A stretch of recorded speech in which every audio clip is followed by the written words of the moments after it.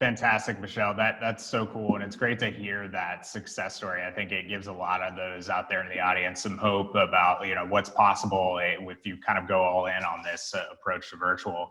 Tell me a little bit more about that buy-in that you were able to garner with leadership, that support in terms of budget and attention and devoting time to joining these remote calls.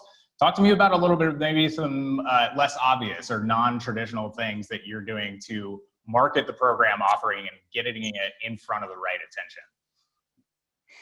Yeah, so, some of the non-traditional things, briefing programs, in my experience, I've been doing this a zillion years, right? We're almost it's almost a push situation, right? Where the sales teams are pushing to us, coming to us to request briefings and, get time on our calendars.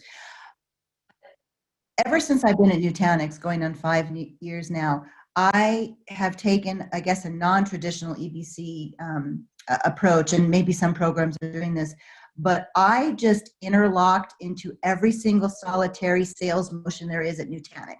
I don't care what it was. I don't care what it was. I would meet with our CRO, all of the leaders, and just make them insane about the vision. We built the vision of the program, and there was never a moment where I wasn't in their grill, making them crazy, just telling them, here are the statistics, right? Because we have very powerful statistics that we've built over 5 years, pulling data out of Salesforce, creating a campaign. So we create a campaign for every single solitary ABC that we have, and we're able to track that crazy stuff all the way through the system, right? So we have powerful data that goes right to the sales teams. They're coin operated. Really, we're going to close business. That's you're seriously coin operated, right? So really, that was my approach. And it's been my approach for 5 years at Nutanix, and I have not slowed down, and they're sick of seeing me. But the good news is, and everybody was MBO'd. The entire sales organization is MBO'd, right, to do 3 briefings a month. So I'm telling you, we can't handle the volumes, but it's worked out.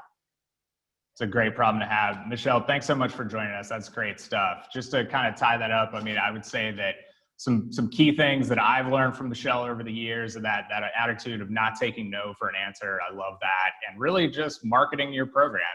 The sales teams are doing it with their customers. You got to make sure that you're front and center. So I love that aggressive approach. That's so awesome. Thanks for sharing today.